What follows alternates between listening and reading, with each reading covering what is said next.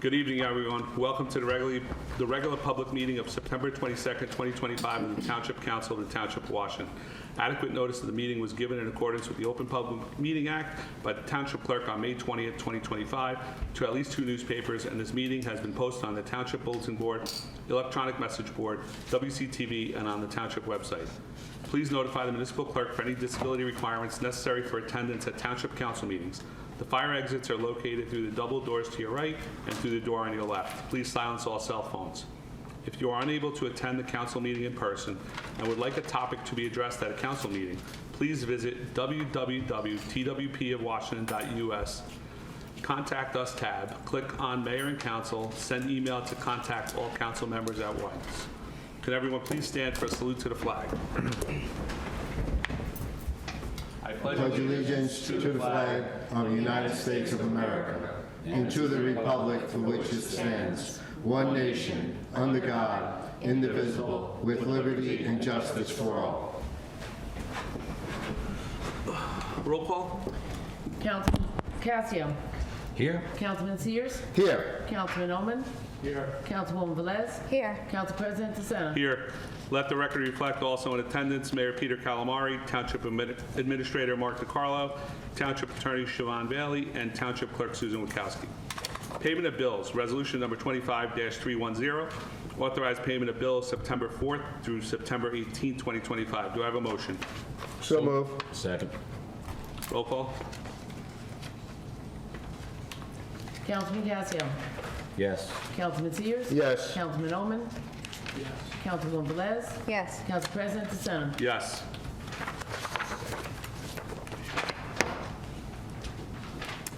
Public service announcement for September 22nd, 2025. The Township Annual Fall Festival will be held on Saturday, October 4th at Memorial Field from 11 a.m. to 3 p.m. Please visit our website for further information. Around the county, satellite office and passport outreach services will be at the Township on Wednesday, September 24th, 2025 from 10 a.m. to 2 p.m. Services include passport applications, photos on site, swearing in of notary oaths, free discount cards for seniors, veteran and exempt firefighters. No appointment is necessary. On Wednesday, September 24th, the County Board of Elections will be at the Senior Center at 1:30 p.m. to demonstrate the voting machines and answer any questions. All are welcome. The Township of Washington Board of Health and Northwest Bergen Regional Health Commission will be sponsoring our 2025 flu clinic on Wednesday, October 8th at the Township Senior Center. Registration is required. Please visit our website for further details. The Township's Wicked 5K and Fun Run will be held on Sunday, October 26th. Please visit our website for registration information. A dedicated e-recycling container is now available year-round at Town Hall through a partnership with eRevival LLC, a certified electronics company. Drop-off is available Tuesday from 7 a.m. to 3 p.m. and Saturdays 9 a.m. to 1 p.m. by ecology permit only. Please note the yard is closed on Tuesdays during bulk and leaf collection weeks. Please visit our websites for a full listing of acceptable items. Friendly reminder, please curb your dogs and pick up their waste when necessary. And please don't dump it in other people's garbage cans. We are getting lots of complaints about all 3 of these subjects. The Kiwanis Club of Pascack Valley meet on the second Wednesday of each month at 6:30 p.m. at the Westwood Community Center. If anyone would like more information, please contact Paul Ralph Garduli at 516-581-8319 or pascackvalleykiwanis@gmail.com. Our next council meeting will be held on Monday, October 6, 2025, 7 p.m. Thank you, everyone. Approval of minutes, none. Report of the administrator. Mr. DiCarlo. Yes, thank you, sir. Good evening to everyone. This is my council follow-up and response from our meeting September 8th, 2025. There was no resident concerns or questions to follow up on. However, there were 2 from the council. Council conveyed concerns regarding e-bikes, school bus violations, and school zone safety. The concerns were brought to the attention of Chief Calamari and his command staff. The traffic unit was already aware of the e-bike concerns, and they are going to approach all the concerns with education and enforcement. The police department and the township administrative side have since disseminated e-bike information on our social media. Second was I confirmed. Mr. DiCarlo, really quick, is there a way we can send it to the schools, the elementary schools in township, and to Westwood Regional School, so they could disseminate it through all the parents through? Yeah, I can speak with the business administrator. If you don't there. mind, yeah, because I Yes, think yes, that's, okay. I appreciate what you guys, what's on the township website's great, but I don't know if, everybody's looking at that, but I think if they got it home from the school district, if we could just maybe partner with them and get this information to them, I think it would be a great idea. Okay, we'll do Thank that. Second thing, I confirm that the DPW does have and still utilizes the yellow sticker notices that are placed on the items when an item is placed at the curb inappropriately. The notice indicates what the problem is, such as an example, white good placed at the curb during debris week, or an overweight container, and it does have the contact information, which comes right into our administrative desk for DPW. Just a few updates. The police department has received their 2025 police vehicle. It will be sent to the next vendor for upfitting. The DPW has received their 2025 F-350. It will also be sent to the next vendor for upfitting. And the fire department has received their new fire department vehicle as well. And the finance department has met with John Swisher, our new auditor, and he has begun working on the 2024 audit. And thank you, sir. That concludes my report for this. Thank you, Mr. DeCarlo. Any questions for Mr. DeCarlo? Yeah, Mark, how long is it going to take them to upfit the new police vehicle? Any idea? They think about a month. A month, okay. Thank you. Any other questions? Does that close out all of our open vehicles? Yes. Yeah, believe it or not. Thank you. General public comment, limit to 5 minutes. Motion to open public comment period of the meeting. So moved. Second. All in favor? Aye. Would anyone like to come up and address the council at this time? Seeing no one, motion to close the public comment period. So moved. Second. All in favor? Aye. Public hearing, removal of Jeffrey Roberto, member of the Zoning Board of Adjustment. Resolution number 25-311, authorize the removal of Jeffrey Roberto as member of the Zoning Board of Adjustment of the Township of Washington. Do I have a motion? Second. Oh, hold on one second. Since this is a public hearing pursuant to the Well, ordinance. let's just do the motion. So we have a motion from Mr. Cassian, seconded by Mr. Sears. Now we can discuss. Thank you. Since this is a public hearing, Yep. and it appears that Mr. Rivera did not appear, even though he was served by certified mail return receipt, I think, if I may suggest Yep. that we simply mark the documents in Yes. evidence. Okay. Okay. Do you want to do that? Yes, please. So just by way of background, the council will recall that it came to the attention by letter dated July 16th, 2025 from ZBA Chairman Getz that there was an attendance issue with zoning board member Jeffrey Roberto. Within that letter, he attached an attendance record that the council will recall. I believe he has been to 6 of the last 33 meetings, and other attendance information. The council directed, that was at the conference agenda, which is required by ordinance to consider. The council directed that I prepare a motion for removal and to start the proceedings. That included a certified letter to Mr. Roberto giving him notice that of the public hearing tonight, that he was permitted to appear by council, to question, ask whatever questions, make whatever argument related to the motion that he wanted to. Seeing it is now 10 after 7 and there's been no communication to the clerk, to myself, or to the council about whether he's appearing or not. Or the zoning board? Or the zoning Or board. the zoning board. Correct. So at this time, I would suggest that we mark the following documents in evidence in support of the motion to remove Jeffrey Roberto as member of the zoning board. As C1, and C stands for Council's Exhibit 1. C1 would be the July 16th, 2025 correspondence of Zoning Board Chair Fred Getz. Okay. Mark C2, Resolution 25301, authorizing the initiation of removal proceedings pursuant to Ordinance 7-something, excuse me one second, 7-23. C3 is the September 10th, 2025 certified letter return receipt requested to Jeffrey Roberto. And C4 is the green card receipt, confirming receipt by Mr. Roberto on September 12th, I believe. The clerk will confirm. That's correct. Okay. And that is all. That is all the Thank you. evidence for the hearing, and council can proceed on Any the motion. discussion from the council, or we proceed with a vote? Roll call? Councilman Casio. Yes. Councilman Sears. Yes. Councilman Oman. Yes. Councilwoman Velez. Yes. Council President DeSena. Yes. Thank you, everyone. Ordinances, adoption, second reading. Ordinance number 25-18, an ordinance amending Chapter 223, Article 8, entitled Schedules of the Ordinances of the Township of Washington, Pascack Road. Resolution number 25-312, authorizing second reading and opening a public hearing for ordinance 25-18. Do I have a motion? So move. Second. Any discussion? Would anybody in the audience like to come up and discuss resolution number 25-312? Seeing no one, motion to close the public hearing for ordinance 25-18. So moved. Second. Roll call?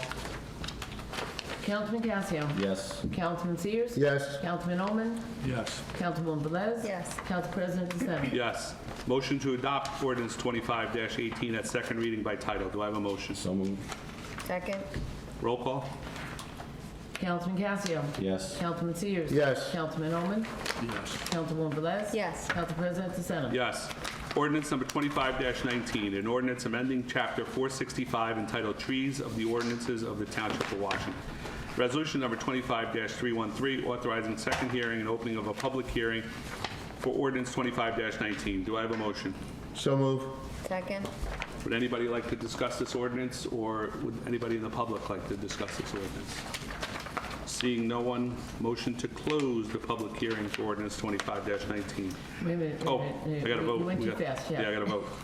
Let's vote To open, to open. Motion and seconded. Let's vote to open, so roll call. So moved. Councilman Casio. Yes. Councilman Sears. Yes. Councilman Oman. Yes. Councilwoman Velez. Yes. Council President DeSena. Yes. Would anybody like to come up or discuss resolution number 25-313? No one in the audience. Have it on the dais. No one. Motion to close public hearing for ordinance 25-19. So moved. Second. Roll call. Councilman Casio. Yes. Councilman Sears. Yes. Councilman Oman. Yes. Councilwoman Velez. Yes. Council President DeSena. Yes. Motion to adopt ordinance number 25-19 at second reading by title. Do I have a So motion? moved. Second. Roll call. Councilman Casio. Yes. Councilman Sears. Yes. Councilman Oman. Yes. Councilwoman Velez. Yes. Council President DeSena. Yes. Introduction, first reading, none. Resolutions. Resolution number 25-314. Authorize cancellation of any current tax liability and all future property tax bills due to U.S. Veterans Permanent Disability, Block 4309, Lot 1, and authorize refund of overpayments of property taxes in the amount not to exceed $917.81. I'll make the motion. Anybody Second. Roll call. Councilman Casio. Yes. Councilman Sears. Yes. Councilman Oman. Yes. Councilwoman Velez. Yes. Council President DeSena. Yes. Motion to adjourn to conference agenda. Second. All in favor? Aye. Next meeting of the Township Council will be on October 6, 2025, beginning at 7 p.m. Sign up for Nixle. Text 07676 to 888777. Key code TWP of Bergen. Thank you. Conference agenda. Administration. Memorial Field electrical upgrades. Update. Thank you, Council President. If I can direct Council's attention to the first set of paperwork right after the conference agenda, it should start, it'll say with Greenview Technologies. All the supporting documents for the conversation kind of go in chronological order as to how I'm going to explain it. Ultimately, we have identified a safety hazard over at Memorial Field, and I'm bringing the council up to date on it, ultimately looking for funding to resolve the problem, and then when we get to our next topic under capital ordinances, I believe I have, it would just involve a reappropriation capital ordinance. So essentially, we have the money on hand. So But I'll- very quickly, it's just under $12,000 to fix the lights? No. No, that's something else you're looking at, and I'll take you through that. Okay. Rapidly, not too slow, but just so you chronologically know. If you remember when we were doing the rec field rehabilitation project, like the end of '24, beginning of '25, I let council know that the contractor from Greenview Technologies that was doing the underground sprinkler system stuff hit a conduit and broke the electrical wires. We made an insurance claim, and the insurance paid for the electrical repairs. Mr. DeSena is what you're looking at. So if you go after this gentleman's report, that's where you'll see the advanced electrical contracting bill for $11,849. So that was the original hit in Right. late last year when we were doing this. Yes, sprinkler work. so I had told council that I believe the contractor, Greenview, should be responsible for paying the deductible, which was $2,500. He wrote this report, which was quite compelling, and after reviewing it with our insurance company and Ms. Bailey, we did not feel that he was responsible, and we were not going to pursue it anymore. So he was paid for his service. He hit the line. Insurance paid for 75, or I should say more than that. We were just responsible for $2,500 deductible minus from the $11,849.76. Insurance paid for that. The problem is he identified, in writing, rightfully so, that we had a potential liability on our hands because he believed that the electrical lines and conduit were not buried by whoever did the work, who knows how many years ago, to an appropriate depth, therefore could leading to a potential hazard if a line became exposed with all the children and adults that utilize that field. So if you go past the invoice for advanced electrical contracting, you get to SM Electrical Group. So what we did is, through the help of Beckmeyer Engineering, they received several proposals in order to basically trace the conduits throughout the field. We tried looking through old records to see if we had anything that identified it, and we tried for actually a couple months through all the records that we keep, and we could not find anything. So we ultimately contracted with SM Electric Group. That cost was estimated at like $11,000, $1,100. It ended up costing, somewhere in the eights. That's already been on a recent bill list. But this is the report generated from SM Electrical Group. Essentially, the problem we were going to identify, if it was really a problem with the depth of the conduits, that was all fine. As part of their investigation, they checked the wiring to all 9 poles that are located at Memorial Field, and I believe there's kind of a map drawing with the problem. Just actually, it's identifying where all the poles are.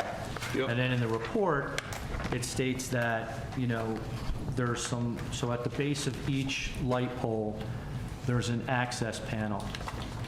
Most of them were not secured appropriately, and when they had to access them, they were no longer the ability to put them back appropriately. So several of them have duct tape wound around them to keep the plate cover on there, good 6-7 times around.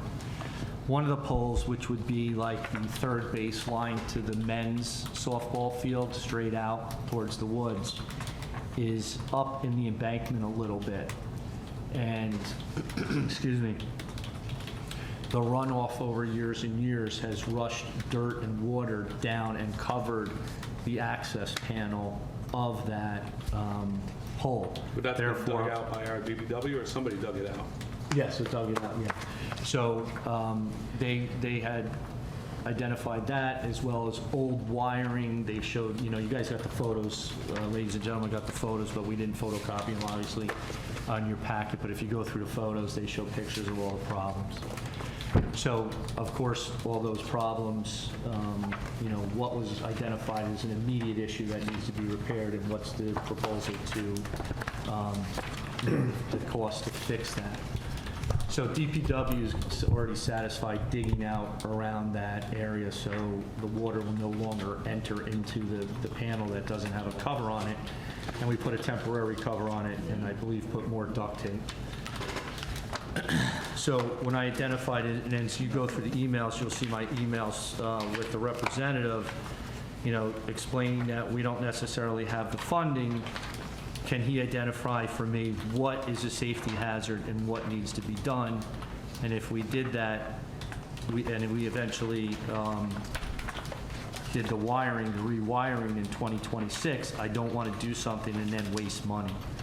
So me and Glenn Beckmeyer Jr. went over there. We had a conversation with, I think his name's Cliff Brenner, and he explained that the rewiring, if we did the rewiring, it would satisfy us not having to do the grounding investigation and then possibly grounding each. So right now, there is no belief that there's a grounding system for each pole, which means if someone's touching the pole and lightning hits the pole, the person will become the ground. So but it's not, it's not 100% definitive that there is no grounding. So they want to charge us, potentially $2,900 to see if there's grounding, and then almost $2,900 each pole to ground it. Why don't we just ground it and be done with it? And why, I don't mean to cut you off, Mr. DiCarlo, but 4 years ago when this miraculous lighting project happened, and it was questioned, why wasn't all this discovered then? Well, I know it's beyond your time, but can we discuss what our avenue is to go after that electrical contractor that installed those lights 4 years ago and missed all this? And he just went out there and put lights up without addressing all these safety concerns, because it's a little bit disheartening that we spent all that money to put new lights out there. And when he did that, very quickly didn't identify all these safety hazards. Like you said, I was not here, sir, so I couldn't speak to that. I assume you're speaking about the LED replacements? Yes. Yeah, I'm not sure if that sounds like a project that was just at the top of the pole. Definitely but- not a project to identify the conduits in the field and/or, But if we put, we put $250,000 worth of work, how much was it? I forget how much. It was a lot of money. Yeah, I think it was about 160 or 160, so. how do we, how did that electrical contractor proceed without, something doesn't smell right here. So I wanted, maybe we should submit a claim to that electrical contractor's insurance company and see if we could recoup some of our costs, because maybe you shouldn't have done that job without all this stuff being identified. again, I'm not prepared to comment on that. I can certainly see the scope of the project, but again, my understanding it was the replacement of LEDs at the top of the lights. Nothing to do with the wiring going from pole to pole, but I don't know that for a fact. Yeah, but you should have checked for common ground like these gentlemen are, to make sure we had ground continuity and, Can we investigate what their project entailed? We certainly can, but again, to refocus back on what the problem is tonight, we have the potential exposure to safety concerns for people on that field and a liability. So if we just proceed with the $2,900 and have them ground all the poles? But that's not it. It's $2,900 to determine if the poles are grounded. If they're not grounded, it's another $2,900. I'm saying don't even each pole. determine if they're grounded, just put new grounds in and be done with it. We could, but it's $2,900 per pole, or if we do the rewiring. Per pole? Per pole? I mean, we're talking a ground rod that goes into the ground, Yeah, right? but then he's got to wire it in, so it is more Yeah, than that. but 2,900 to How many put poles do a we have? 3-foot ground rod, Nine. kind of a lot of money. It's more than a 3-foot, guys. Yeah. 4, 5, whatever. And it might I be mean, multiple ground rods. It's a lot of work, so I'm not disagreeing with the cost, but the way it was written, I didn't think it was $2,900 each. I thought it was $2,900 total. I just may have missed that. Well, if we go through the proposal that's here, they want $11,000 to replace the covers at the bottom. When I asked, that seems like an excessive amount. They don't have anything that's exactly fits that, so they'd have to have the steel created. The other part of $11,000 is to fix all the broken wire nuts that are in the pictures and stuff like that. And we have not pursued any other quotes at this time.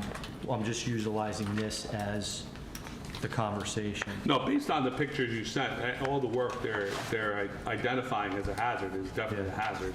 So then if you look at number 2, ground testing the poles, we are pleased to submit a proposal for electrical scope of work for the above referenced project for the budgeted time and material price of $2,950. That's just to determine.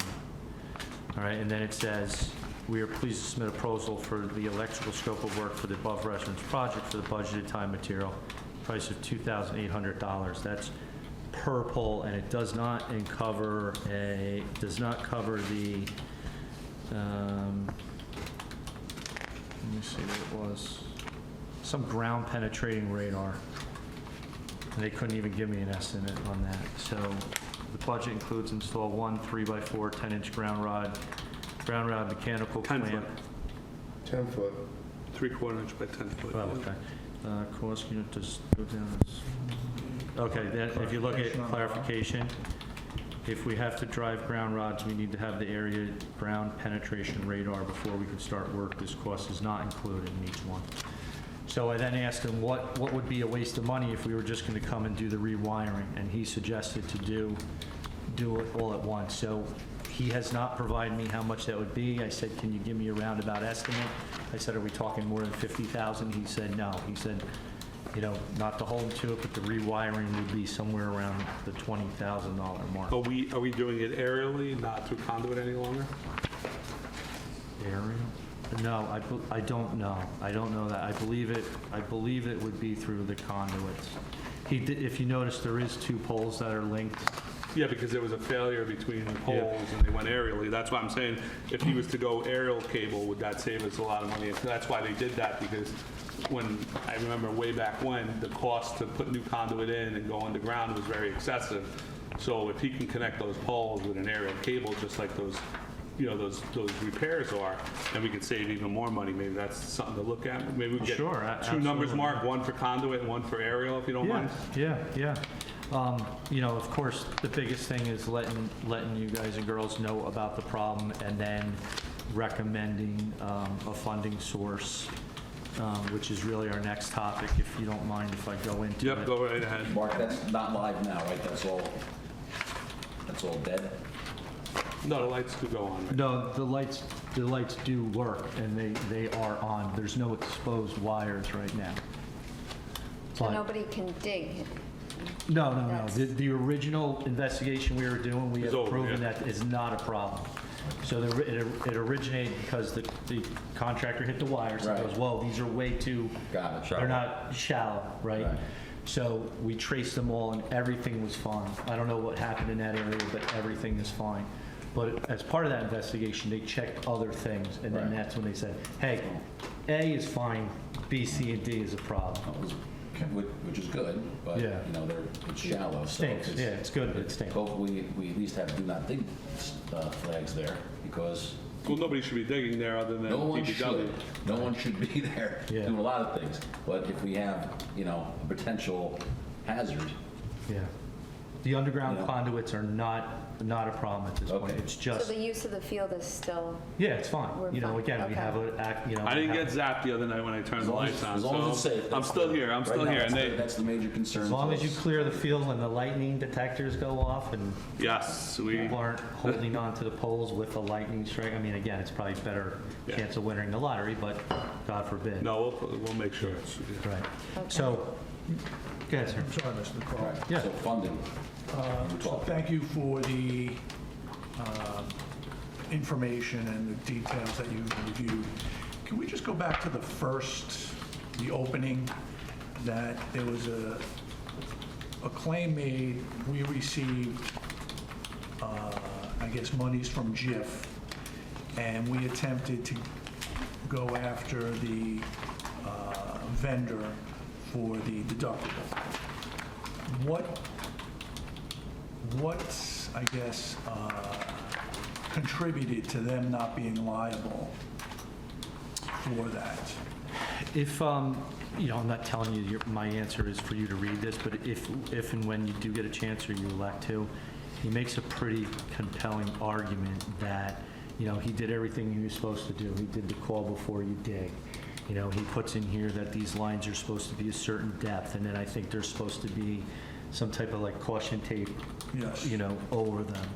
So based on that, and then reviewing it with Ms. Bailey and Ms. Mulligan from the insurance company, we felt that, you know, he presented a good case as to why he's not liable, and the insurance company was not interested in going after it any further.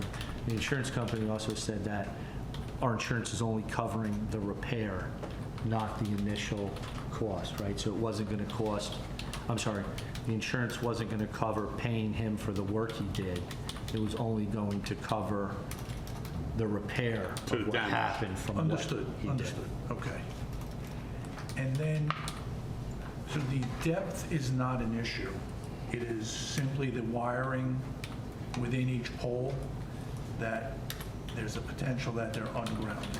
They're ungrounded, and again, if and when, or if you already have in those pictures, you know, you see just like wires coming out. And that's because they took them out to inspect them. Sure. And you'll see cracked wire nuts and you'll see old wires. So he said, hey, and this is in the reports too, there's a lot of paperwork I gave you.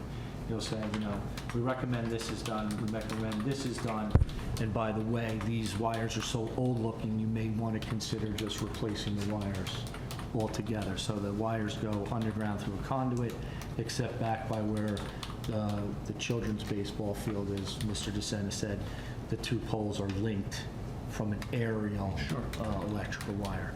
So, So the correction that we're potentially proposing to address, the grounding, is that going to resolve any of the lighting issues that are reported as of 8/11 in your documentation? no, that's like more like a bulb is out kind of thing, to oversimplify it. Let me just get to Okay, that. this is not a wiring issue?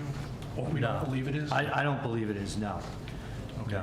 And if you go to like the first page of the SME electric report dated August 18th, you know, he'll start going down the list of what was the good news, and then based on their findings, they recommend the following. So of course, not having a dedicated funding source, my next question is, what do we have to do so we don't have a hazard to anybody?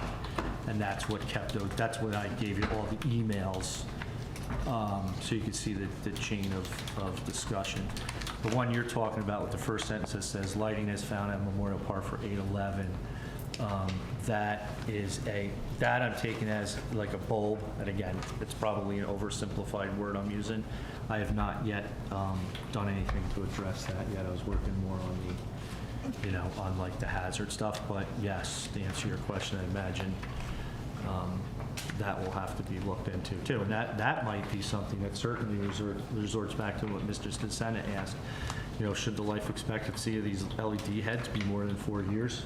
Again, I'm just saying 4 years because that's what Mr. Stisena said. I don't know when that project was done. It was done the last mayoral campaign. And then the last question I have is, why, and it maybe goes to Mike more than you, so if we can get them tested for $29.50, like, based on what is there and what we can see, is there a basis to say that we don't think any of them are grounded? Because to me, if we can test 11 of them for $3,000 and only 6 of them need to be remediated, then we're saving ourselves, you know. I think we need to find out, Mr. DeCarlo, the question is, if we don't do all 11 of them, will the UL listing be granted to us for the poles for grounding? Will the what? The UL listing for grounding and lightning detection be given to us if we don't do all 11 as new? Can we, like what Mike is asking, can we use old and new if we need to, and still get a UL listing for grounding and You got to clue me Lightning in on what that detection. means. So UL listing? Well, somebody's going to give us a certification. Oh. Somebody's going to give us a UL certification Right. saying that the poles are now grounded properly and have a lightning detection that meets the criteria of the, the code. So if that's if he's willing to do that with like Mr. Ullman's saying, the ones that do pass and the ones that don't pass get fixed, then that's fine. But he may say, well, if you want that, then I need to do all 11. Yeah, so I kind of want to answer it like this. When we had our last conversation with the engineer and him, he was over the phone, me and Glenn were together at the field. My priorities were, one, what's a danger to somebody, and two, not wasting money. So I asked him, and the best they can tell professionally is that they don't think they're grounded. So like you said, why would we spend $3,000 if we don't think they're grounded? But there's a possibility that they all may be grounded. It's probably highly unlikely. So I said, well, if I can get the council to go for the rewiring now, is it essentially a waste to do the grounding and then the wiring, or can we all do it at once? And that sounded like it was more his. So then I had a follow-up with four questions to him that I haven't received a response to yet. So are we going to, are you proposing, or and maybe I missed it, so my apologies, sort of two sub-projects? One is grounding, so potentially grounding all 11 poles. And when you say rewiring, are you referring to that's over and above the grounding? That's actually, would it be from the head down and everything is updated? Yes. So one of the questions I asked him is, when these poles came, did it include the wiring that was in it? Like almost like a lamp, and then we just do the wiring. And then what constitutes the wiring project from pole to pole? And it's, I don't remember, but it was one of the follow-up questions that I asked him. So I'm waiting on whether that would be the rewiring from top to bottom, soup to nuts, or if it's just pole to pole. Because he told me the poles, as they are structurally, are fine. They may look like, not the prettiest anymore, but the poles themselves are fine. It's more just the wiring. So I'm waiting for that proposal, but my recommendation is obviously to get more quotes. And I'd ask them, like, hey, we have a bid threshold. Are you state co-op or state contractor co-op? They're supposed to answer me on that. Give me a roundabout, is this going to be something that totally is going to be over the $53,000? And that's when he said no, which I was surprised, because I'm like, to rewire some nuts and give me some face covers was $11,000, but the potential rewiring, he said a lot less wires are utilized from when they did it before. Remember, I'm trying to convey a conversation between engineer and electrician. So, my recommendation is let me get more answers to those questions. I'll look into that other project from the 4 years. I do want to go over the capitals. It's basically, I'm going to ask you to close out some old capitals and reappropriate it towards this project, and then let me get started with that. That'll, that's going to at least take us a month, and in the meantime, find out the total cost, and of course, bring that to the council. But, based on my conversation, it's certainly not something any of us want to overlook or try to push off until. And I'm not suggesting that's what you're trying to do. I just conveying the information I did understand. We definitely don't want to, now that we know about it, let it go. And the last question I have is, has Mr. Fedini been consulted? Because I know when there was a concern about the field surface, he actually came in and they closed the fields at times when they were deemed to be unsafe. No, I or any did number. not think of that. I didn't think of talking to him. So, the fact that, someone has to be hugging the thing and, licking the pole and a lightning strike, that's, I view that's his job to tell us what the risk is there. So I would like to understand, or if Mr. Fedini can be consulted on maintaining the field and keeping it open. Yeah. And I mean, I imagine there's the expectation to want to use these all fall, correct? Yes. Yeah, okay. But we did confirm with the electricians right now that it is safe the way it is right now to use them. Yes, right now, but yeah, Okay. I just want to put that out there. potential is if it's not grounded and, you know, someone is in contact with the poles. We clear the for fields when the light Yeah. detector's going on, so it's Yeah. fine. Okay. Okay. Anything else on the capital ordinances? I guess you went over that. Oh, yeah, already. let me just jump into that, because it's also the DPW that I talked to you, ladies and gentlemen, about. So if you have the first one, it should say Memorial Field. It's right after all that paperwork. Yes. So Memorial Field, so this is what. 43,601.38? Yeah, so I'm proposing that we, you know, all these jobs are done, all these capital projects are done. They're all fully funded, so this is money we have in the bank. So as you can see, some of them have, you know, good amount of money to them, and I would like to, we'd have to write a capital ordinance and to reappropriate this funds towards the Memorial Field project. So if acceptable to the council, I would try to have that first, you know, get it to the council for October 6th, and then it would need the 2 readings just like normal. The second one we talked about when we awarded the bid for the DPW building, I wanted to, you know, formally reappropriate that as well.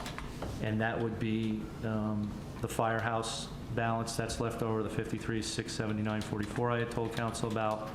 The section 20 that's associated with that ordinance 17-04. And a reminder, ordinance 17-04 does have money allocated or appropriated for the I think they call it DMF back in 2017.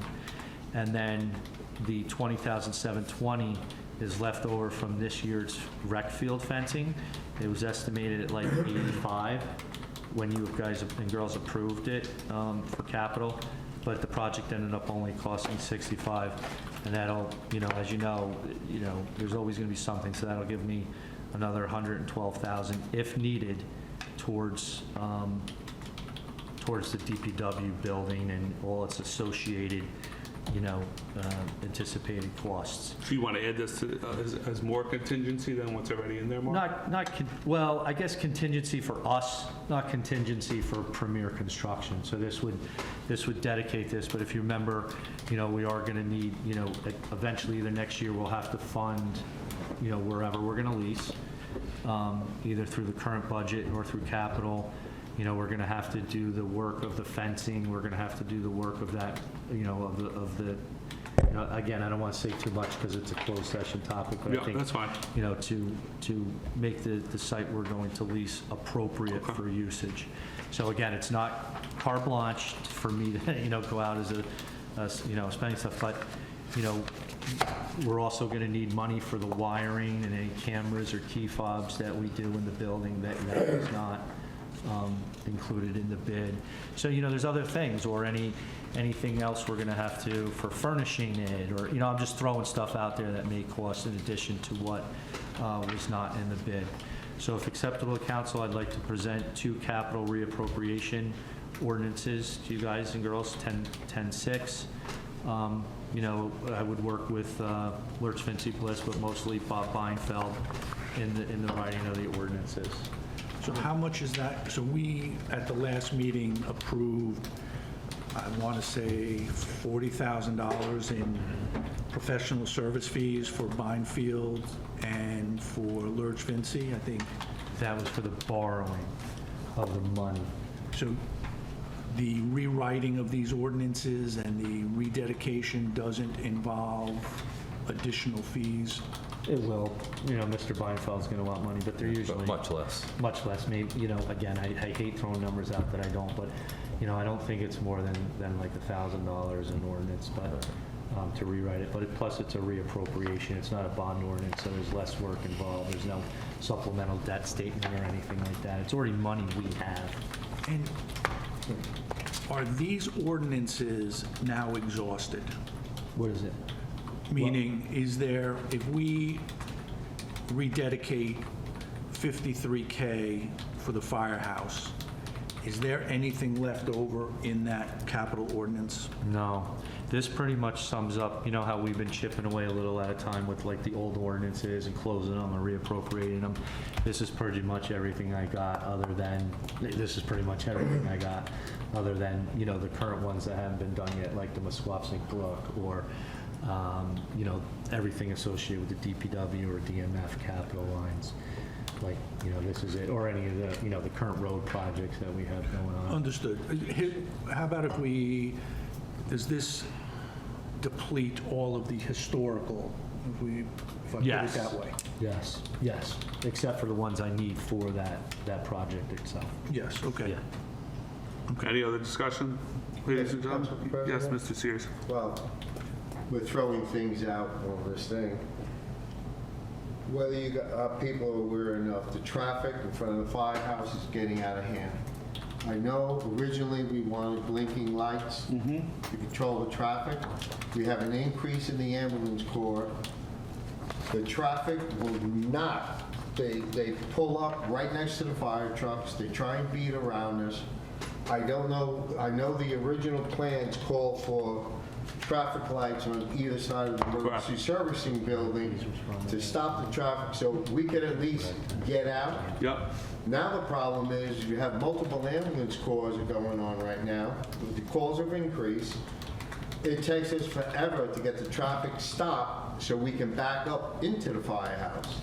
We have to have guys jump out of the truck To stop traffic. to try and stop traffic. It's very dangerous at night, and with the increase of traffic that's going on, the level of somebody getting hit is off the wall. Now, I appreciate everything that the administrator has done. There's $53,000 for the firehouse. What is the cost to get traffic lights up there? So It's becoming a critical issue. I had asked, and it was originally in the scope, was to have 2 solar-powered emergency vehicles stop here when flashing emergency vehicles exiting or entering, and they would be remote controlled by the drivers in each one of the cabs. Right. And I know I'm dating myself, but like 15, 20 years ago, when I did it in Waldwick, it was about $10,000 a pole. I'm sure with inflation, it's more than that. But there are avenues we could ask, you know, to look at for these solar-powered flashing beacons. There's $53,000 for firehouse. Why don't we use it to protect the firemen and the ambulance corps people? My recollection, Tom and council members, is the county initially thought that would work, and then as the intersection was under construction, they decided that the facility was too far away from the intersection to try and tie it into the intersection. And I don't remember the reason offhand. We did ask that question about putting the lights on either side. Well, my concern is not the intersection, is where the fire emergency service but they also had a reason for that. But we can go back to them, say, hey, it's a problem, will you readdress It's it? becoming a major problem. I'm telling you right now, it's getting scary to try and pull out when they're not stopping. They're trying to beat you, literally, to the Absolutely. I've intersection. seen, you're right. You're right. Yeah. All right, we can reach out to the county with that concern, see, because it's a county road, as we I mean, know, so before they have to we- Let's approve. reserve the 53 right now Anything. for that. I would pull it out. It's That's for the what- firehouse. If we have that. Well, can we get an estimate of what? Well, we got to talk to the county first to see if they'll allow us to do what I just said. But this is now a critical issue. By then, you know, we haven't, the intersection They were supposed to be is wider. standalone. Originally, they wanted to do the intersection, then you're absolutely right, Peter. They said it's too And what's far away. happening is when you've got 2 lines Yeah. racing ahead, and then all of a sudden the truck's pulling out, you got 3 lines trying to consolidate to 1 line. No, Tom, I'll talk to the director, make sure he concurs with what you're saying, and I'll talk to ambulance also, just to make sure I have enough to go to the county and say, Right, well, this is talk to a some of the concern. drivers of the trucks, and they're going to tell you the same story. Okay. It's dangerous. Can I just recommend that since we have 53,000 that is designated for the firehouse, that would be a firehouse expense, I would just pull it out of that and leave the 57, Whatever's left. 58 left, and just leave that. And if, you know, something becomes good, we'll take it. Or we could put something up and use that money. If anything's left over, it'll go back into capital. But let's take that out. Because I've noticed this, when they made, Washington going eastbound, consolidating those 2 lanes, people are racing. Who's going to be first to get in a single lane? So, Tom, I can understand. No one's going to, if someone's pulling out, those 2 people are racing. No one's going to stop. No, and the problem is when you're trying to make a right-hand turn to get out, you have that traffic is already where you have to stop. Yeah. Right. And they're backing up. So you swing the truck out. I had recommended we put the same thing up that Hillsdale has across the street from 7-Eleven, which is right next to both county roads. And they have it. What do they have? They have a full stop bar. It says stop here for exiting emergency vehicles or entering emergency vehicles. And I know there was some budgetary things, but maybe we could look at that again, Peter? Yeah. Right, my intersection, I understand. Yeah. No, but I had said do the same thing Our Hillsdale traffic has. is increasing and Absolutely. increasing to a point where I couldn't get out on Beach Street to get to the firehouse bad. because the traffic was all the way down to the BP station and it was a solid line. Yeah. Yeah. So, Mark, can we pull up, if we're going to reappropriate, can we take the 53 out? Will that And give leave you it at the enough- will that firehouse give you until we enough? get an answer. We certainly can. I was going to ask, would the council be receptive to, say, taking 30 out to dedicate to that project and then I getting... think we should leave it all until we get the Okay. actual Yeah, numbers I'd because like to- Because if it's, it's part of that building project. So until we get, if we do get the numbers and they're less marked, whatever's left, then we can. Okay. I just think it's now Absolutely. critical that we get Yep. this.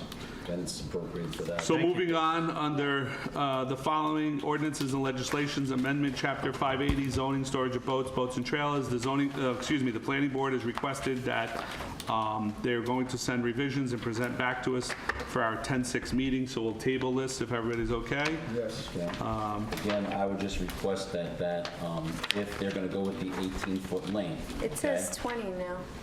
Well, that was the comments we made, but they say they have more comments, so. You know, again, you have quite a few vessels that exceed that already. I just want to know, Yeah. if that goes into effect with the 18 feet, what do those people do? Yeah. They're going to either sell their boat or we'll all put it in Schlegel Lake on a mooring, you know? Steve, did you make the recommendation of 20 or Oh. 24? Hold on, time out.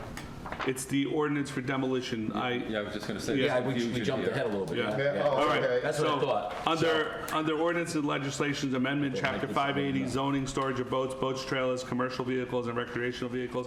Has everybody had a chance to review that ordinance Yes. with the revisions? Is everybody okay with those revisions? That was my question.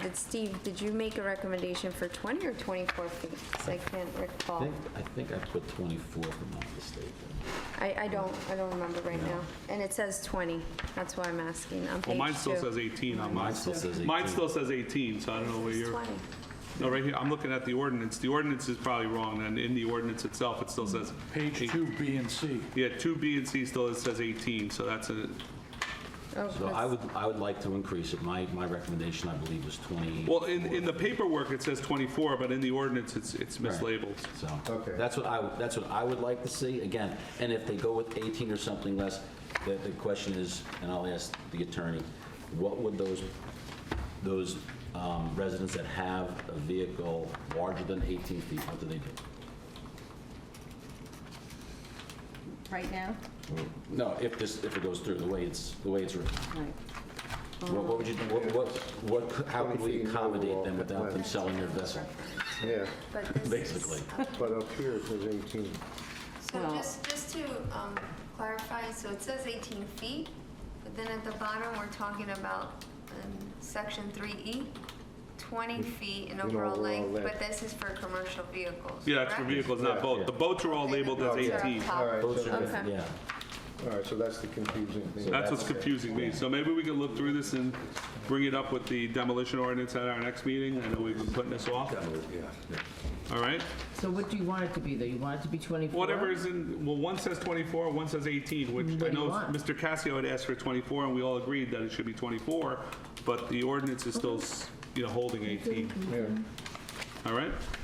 And then- Everybody okay with that? And then the question was, if it stays at 18, how do we satisfy those residents that already Why have a does it craft. have to stay at 18? You can't. No, if it does, I'm just saying if it does. No, but we all made a decision up Yeah. here to make it 24. That's what we, Yes. this ordinance just has a typo in it, Yes, So this should change to 24.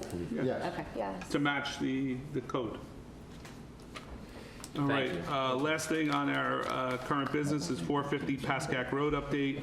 I had asked Sue to put this on our agenda. I know we've been working on 450 for a long time. We do own 450 now, and I thank the council for putting the escrow for the money for any environmental concerns we may have there. Thank you, Ms. Bailey, for getting that done. We do have an escrow account for any environmental issues that may come up at 450. So, Mr. DeCarlo, where do we stand with the demolition of the rundown house and the environmental concerns at 450?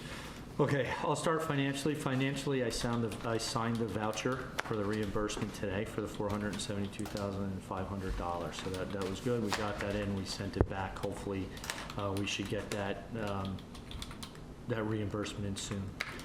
Environmentally, there's a small area contaminated with lead, presumed to have come from the paint on the outside. Yep. There's no way to definitively tell, but it's only around the area of the home, on the backside of the home. That contamination exceeds the soil remediation standard. LISCO's currently conducting their last 2 rounds of soil testing to determine an exact delineation of where the area is that the soil has to be excavated. They're obtaining 3 quotes for that excavation, and they assured me today that they believe that all that excavation work will be done in October. From that point, I'm simultaneously working with Beckmeyer Engineering on a demolition plan for the home and the, whatever we want to call that. Accessory shed. building. Yeah, the accessory building on the outside. So once the property's turned over to us from LISCO, we'll be able to take that building down, and again, we'll most likely, obtain several quotes. But the good news is that the remediation is coming from the escrow, and we have $66,000 in grant money that will assist us in the demolition and removal of The structures. the structures. Yep. Thank you. And then it'll be turned over for mayor and council to determine, what happens next. Yep. So the historical, what did they refer to them as? Historical fill. The, Historic fill contamination. yes, Yeah. that is not an issue any further, based on their further testing? Well, it's an issue only because there's lead, so we'll have to excavate the lead, but there's nothing else found in it, no PCBs, nothing else. It was just lead, and then the lead is presumed to have come from the exterior paint And it's limited to that? area, just around the house.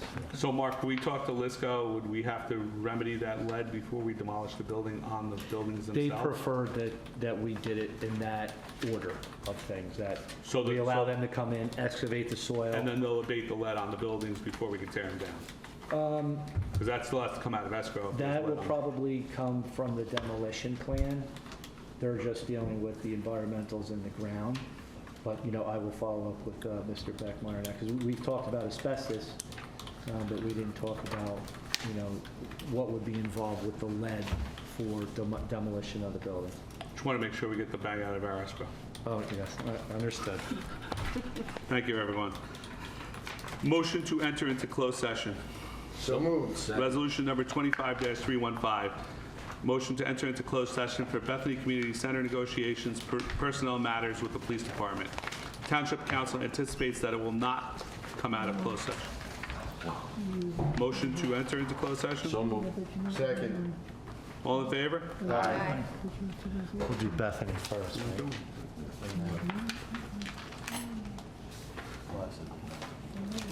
I know you told me about that.